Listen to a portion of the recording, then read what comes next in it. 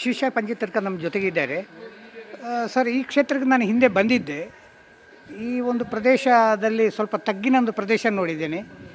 ಇತ್ತೀಚೆಗೆ ನವೀಕರಣದ ಒಂದು ದೃಷ್ಟಿಯಲ್ಲಿ ಈಗೆಲ್ಲ ಬದಲಾವಣೆಗೆ ಆಗಿದೆ. ಹೇಗಿತ್ತು, ಹೇಗಾಗಿದೆ? ನಮಸ್ತೆ.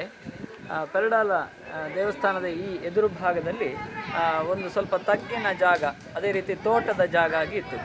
ಅದನ್ನು ನಾವು ಏನು ಮಾಡಿದ್ದೇವೆ ಅಂತ ಹೇಳಿದರೆ, ಎದುರು ಭಾಗದಲ್ಲಿ ನಮಗೆ ನಮ್ಮ ಹಿರಿಯರೆಲ್ಲರೂ ಕೂಡ ನಾವು ಹೇಳುವ ಹಾಗೆ ಮನೆಗೆ ಒಂದು ಶೋಭೆ ಅಂತ ಹೇಳಿದರೆ, ಅಥವಾ ಮನೆಗೆ ಒಂದು ಲಕ್ಷಣ ಅಂತ ಹೇಳಿದರೆ ಅಂಗಳ. ಅದೇ ರೀತಿ ದೇವಸ್ಥಾನಕ್ಕೂ ಕೂಡ ಎದುರು ಭಾಗದಲ್ಲಿ ಒಂದಷ್ಟು ಪ್ರದೇಶ ಅಂಗಳದ ರೀತಿಯಲ್ಲಿ, ಅಥವಾ ಎದುರು ಭಾಗ ಒಂದಷ್ಟು ವಿಹರಿಸುವುದಕ್ಕಾಗಿ ವಿಶಾಲ ಜಾಗ ಇದ್ದರೆ ಒಳ್ಳೆಯದು ಎನ್ನುವಂಥದ್ದು ನಮ್ಮೆಲ್ಲರ ಒಮ್ಮತದ ಅಭಿಪ್ರಾಯ ಆಯಿತು. ಹಾಗೆ ಎದುರು ಭಾಗದಲ್ಲಿರುವಂತಹ ತಗ್ಗಿನ ಪ್ರದೇಶವನ್ನು ನಮ್ಮ ಗುಡ್ಡದ ದೇವಸ್ಥಾನದ್ದೇ ಗುಡ್ಡ, ಅದರಿಂದ ಸ್ವಲ್ಪ ಮಣ್ಣು ತಂದು ಇದಕ್ಕೆ ತುಂಬಿಸಿ ಲೆವೆಲ್ ಮಾಡಿ, ಅದರಲ್ಲಿ ಇರುವಂತಹ ಹಾಗೆ ಲೆವೆಲ್ ಮಾಡುವಾಗ ಇರುವಂತಹ ಹಲಸಿನ ಮರ ಅದನ್ನು ಬಹಳ ಅಚ್ಚುಕಟ್ಟಾಗಿ ಉಳಿಸಿಕೊಂಡಿದ್ದೇವೆ. ಈ ಹಲಸಿನ ಮರ ಕೆಳಗಡೆ ಇತ್ತಾ? ಹೌದು, ಇದರ ತಗ್ಗಿನಿಂದಲೇ ಉಂಟು ಅದರ ಬುಡ. ಹಾಗೆ ಅದರಲ್ಲಿ ನೋಡಿ, ಬುಡದಲ್ಲಿಂದಲೇ ಹಲಸಿನ ಫಲ ಸಮೃದ್ಧವಾಗಿ ಉಂಟು. ಬಹಳ ಒಳ್ಳೆಯ ಒಂದು ಆಹಾರವಾಗಿ ಕೂಡ ನಮಗೆ ಅದನ್ನು ಬಳಕೆ ಮಾಡಿಕೊಳ್ಳಿಕ್ಕೆ ಆಗ್ತದೆ ನಾಡಿದ್ದು. ಹಾಗೆ ಇಂತಹ ಒಳ್ಳೆಯ ಒಂದು ವ್ಯವಸ್ಥೆ. ಅದೇ ರೀತಿ ಕಟ್ಟೆಗಳು ಕೂಡ ಹಾಗೆ, ಇದು ನಮ್ಮ ಅಶ್ವತ್ಥ ಕಟ್ಟೆ ಕಾಣ್ತಾ ಇದ್ದೀರಿ ನೀವು. ಅಶ್ವತ್ಥ ಕಟ್ಟೆಯು ಕೂಡ ಹಾಗೆ ಬುಡ ನಿಜವಾಗಿಯೂ ಅದು ತಗ್ಗಿನಲ್ಲಿರುವುದು.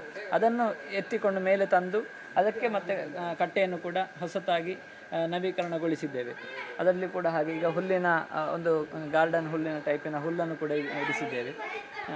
ಅಂತೂ ವಿಶಾಲವಾಗಿ ಅದರ ಎದುರು ಭಾಗದಲ್ಲಿ ನೋಡಿ, ಹೂವಿನ ಗಿಡಗಳನ್ನು ನೆಡಲಿಕ್ಕಿರುವಂತಹ ಸ್ಥಳವನ್ನು ಕೂಡ ಮಾಡಿಕೊಂಡಿದ್ದೇವೆ. ಇದರಲ್ಲಿ ಮುಂದಕ್ಕೆ ನಮಗೆ ಯೋಜನೆ ಇರುವುದು, ಈಗಾಗಲೇ ಒಂದಷ್ಟು ಗಿಡಗಳನ್ನು ಇರಿಸಿದ್ದೇವೆ. ಇದರಲ್ಲಿ ಇನ್ನೂ ನಮಗೆ ಯೋಜನೆ ಇರುವುದೇನು ಅಂತ ಹೇಳಿದರೆ, ಶಿವನಿಗೆ ಪ್ರೀತ್ಯರ್ಥವಾದಂತಹ ಎಕ್ಕೆ ಇರಬಹುದು, ಅಥವಾ ಮಂಜಟ್ಟಿ ಇರಬಹುದು, ಹಾಗೆ ಕೇಪುಳ, ಅದೇ ರೀತಿ ವಿವಿಧ ರೀತಿಯ ಅಥವಾ ವಿವಿಧ ಬಣ್ಣದ ದಾಸವಾಳಗಳು, ತುಳಸಿ, ಗರಿಕೆ, ಇಂತಹ ಎಲ್ಲ ವಿವಿಧ ರೀತಿಯ ಹೂಗಳನ್ನು ಇಲ್ಲಿ ಬೆಳೆಸುವುದು ಎನ್ನುವಂತಹ ಕ್ರೋಟನಿನ ಹೊರತಾಗಿ, ಕ್ರೋಟನ್ಗಳು ಯಾವುದು ಬೇಡ ಇದರಲ್ಲಿ, ವಿಶೇಷವಾಗಿ ದೇವರಿಗೆ ಪೂಜೆಗೆ ಉಪಯೋಗವಾಗುವಂತಹ ಗುಲಾಬಿಗಳನ್ನು ಕೂಡ ಕೆಲವರು ತಾವೇ ಹಣ ಕೊಟ್ಟು ತಂದು ಪೇಟೆಯಿಂದ ತಂದು ನಟ್ಟವರು ಇದ್ದಾರೆ. ಭಕ್ತಾದಿಗಳು ಆಸಕ್ತರು ಹೂವಿನ ಗಿಡಗಳನ್ನು ತಂದು ಒಳ್ಳೆಯ ಉಪಯೋಗ ಆಗುವಂತಹ ಹೂಗಿಡಗಳನ್ನು ಸ್ವೀಕರಿಸ್ತೀವಿ. ಹೌದು. ಇದಕ್ಕೆ ನೀರಾವರಿ ವ್ಯವಸ್ಥೆ ನೋಡಿ, ಡ್ರಿಪ್ಪಿನ ವ್ಯವಸ್ಥೆಯನ್ನು ಮಾಡಲಾಗಿದೆ. ದಿವಸಕ್ಕೊಂದು ಬಾರಿ 2 ಬಾರಿ ಅದನ್ನು ಸ್ಪ್ರೇ ಮಾಡಲಾಗ್ತದೆ. ಇನ್ನು ಮುಂದಕ್ಕೆ ಬ್ರಹ್ಮಕಲಶದ ನಂತರ ಎದುರು ಭಾಗದಲ್ಲಿ ನೀವು ಕಾಣುವಂತಹ ಕೋಟೆಯ ರೀತಿಯ ರಚನೆ, ಸಣ್ಣ ಡಿಸೈನ್ ಆಗಿರುವಂಥದ್ದು, ಅದರ ಆ ಕಡೆಗೂ ಕೂಡ ಇದೇ ರೀತಿಯ ಒಂದು ಹೂವಿನ ಸಾಲನ್ನು ಮಾಡುವಂತಹ ಯೋಜನೆ ಇದೆ. ಸೊ ಇನ್ನಷ್ಟು ಆಸಕ್ತ ಭಕ್ತಾದಿಗಳು ಅದನಿಗೆ ಡೊನೇಟ್ ದಾನ ಮಾಡಬಹುದು, ದೇಣಿಗೆ ನೀಡಬಹುದು, ಮಾಡಬೇಕು ಎಂಬುದಾಗಿ ವಿನಂತಿ. ಈಗ ಇಲ್ಲಿ ಶ್ರಮದಾನಿಗಳು ಏನೆಲ್ಲ ಕೆಲಸ ಮಾಡಿದ್ದಾರೆ ಈ ಒಂದು ಬದಲಾವಣೆಯಲ್ಲಿ? ಬ್ರಹ್ಮಕಲಶದ ಮೊದಲಿನ ಒಂದು ಸೇವಾ ಕೈಂಕರ್ಯದಲ್ಲಿ ಅನೇಕ ಮಂದಿ ತೊಡಗಿಸಿರ್ಬೋದು. ಎಷ್ಟು ಮಟ್ಟಿಗೆ ಶ್ರಮದಾನಿಗಳು ನಿತ್ಯ ನಿರಂತರವಾಗಿಯೂ ಕೂಡ, ಅಂದರೆ ನಾವು ಇದರ ಕೆಲಸಗಳು ಆರಂಭಿಸಿ, ಜೀರ್ಣೋದ್ಧಾರ ಕೆಲಸಗಳು ಆರಂಭಿಸಿದ್ದು 2022ರಲ್ಲಿ ಪ್ರಶ್ನೆಗಳಲ್ಲಿ ಚಿಂತನೆಗಳೆಲ್ಲ ಆದಮೇಲೆ ಅಲ್ಲಿಂದ ತೊಡಗಿ ಆರಂಭಿಸಿದ್ದು. ನಿತ್ಯ ನಿರಂತರವಾಗಿ ಶ್ರಮದಾನಗಳು ನಡೆಯಿತು. ಈ ಹೊಂಡಗುಂಡಿಗಳನ್ನು ಎತ್ತಿ ಮೇಲೆ ತರಬೇಕಿದ್ರೆ ಅದು ಶ್ರಮದಾನದ ಮೂಲಕವೇ ಆದಂತಹ ಕೆಲಸ. ಅದೇ ರೀತಿ ಹಿಂಭಾಗದಲ್ಲಿ ಶಾಶ್ವತ ಭೋಜನ ಶಾಲೆ, ಅದರ ಪಕ್ಕದಲ್ಲಿರುವಂತಹ ಒಂದು ಏನಿದೆ ದರೆ, ಅದನ್ನು ಅಲ್ಲಿ ದರೆಗೆ ತಡೆಗೋಡೆಯನ್ನು ನಿರ್ಮಿಸುವಂಥದ್ದು ಇರಬಹುದು. ನಾವು ಅಲ್ಲಿ ಹೋಗೋಣ, ಅದನ್ನು ತೋರಿಸ್ತಿತ್ತು.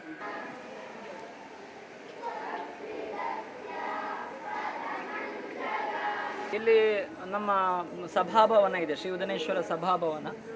ಅದು ಬಹಳ ಸುವ್ಯವಸ್ಥಿತವಾಗಿ ಮೊದಲಿಂದಲೇ ಒಳ್ಳೆ ಹೆಸರುವಾಸಿಯಾಗಿರುವಂಥದ್ದು. ಪಾರ್ಕಿಂಗ್ ಏರಿಯಾ ಎಲ್ಲ ಇತ್ಯಾದಿಗಳಿರುವ ಕಾರಣ, ಹಾಗೆ ನಮ್ಮ ಪೆರಡಾಲ ಗ್ರಾಮ ಬಹಳ ಪ್ರಶಾಂತವಾಗಿರುವಂಥ ಪರಿಸರ ಇತ್ಯಾದಿಗಳಿರುವ ಕಾರಣ ಇಲ್ಲಿ ಅನೇಕ ಸಭಾ ಸಮಾರಂಭಗಳು ನಡೀತದೆ. ಇಂಥ ಪ್ರದೇಶಕ್ಕೆ ಹಿಂಭಾಗದಲ್ಲಿ ಒಂದು ಶೌಚಾಲಯವೂ ಕೂಡ ಇತ್ತು, ಬಹಳ ಉಪಯೋಗಕರವಾಗಿರುವಂಥದ್ದು. ಆದರೆ ನಮಗೆ ಅನುಕೂಲಕ್ಕೋಸ್ಕರ ನಾವೀಗ ಅದನ್ನು ತೆಗೆದು ಅಲ್ಲಿ ಅನುಕೂಲ ಮಾತ್ರ ಅಲ್ಲ, ಶಾಸ್ತ್ರ ಸಂಹಿತವಾಗಿ ಕೂಡ ಅಲ್ಲಿ ಅದು ಅನಗತ್ಯ ಅಂತ ಹೇಳುವಂಥದ್ದು ಕಂಡು ಬಂತು.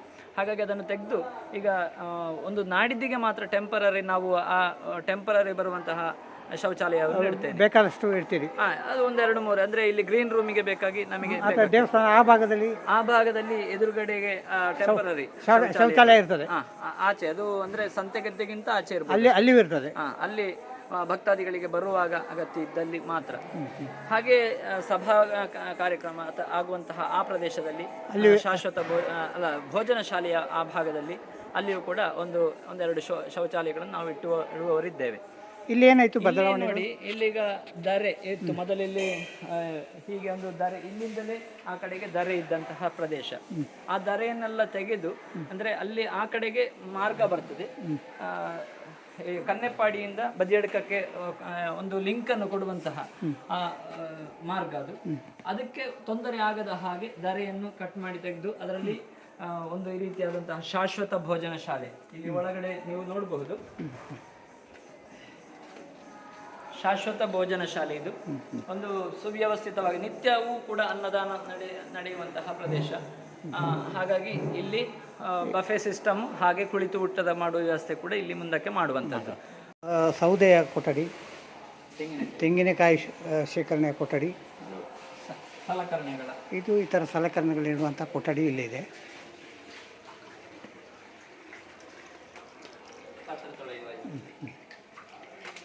ಇಲ್ಲಿ ಏನು ಬದಲಾವಣೆ ತಂದಿದೆ? ಇಲ್ಲಿ ನೋಡಿ, ಇಲ್ಲಿ ಕೈ ತೊಳಿಲಿಕ್ಕೆ ಬೇಕಾಗಿ ವ್ಯವಸ್ಥೆಗಳು ಅಂದ್ರೆ ಭೋಜನ ಶಾಲೆಗೆ ಪಕ್ಕದಲ್ಲಿ.